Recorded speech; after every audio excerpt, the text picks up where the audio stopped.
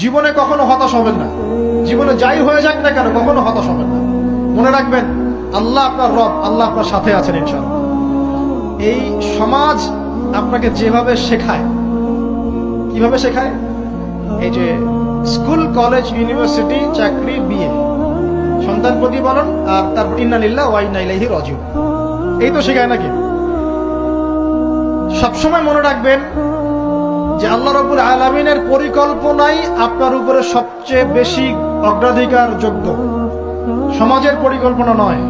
পরিবার আপনাকে চাপ দিচ্ছে, চাকরি পাস না, পড়াশোনা করিস না, হ্যাঁ পড়াশোনায় কেন তুই 80 নাম্বার পাইলি না, কেন চান্স পেলি না, কবে চাকরি পাবি, কবে আমাদেরকে দেখবি, খাওয়াবি, পড়াবি, এই যে চাপগুলো চারপাশ থেকে আসে কিনা?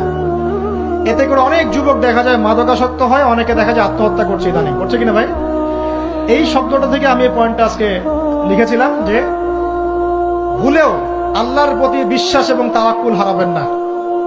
সমাজ যেভাবে শেখায়, সমাজ চারপাশে যে চাপ আপনাকে দিচ্ছে, এই চাপে নিজে গা ভাসিয়ে দিবেন না।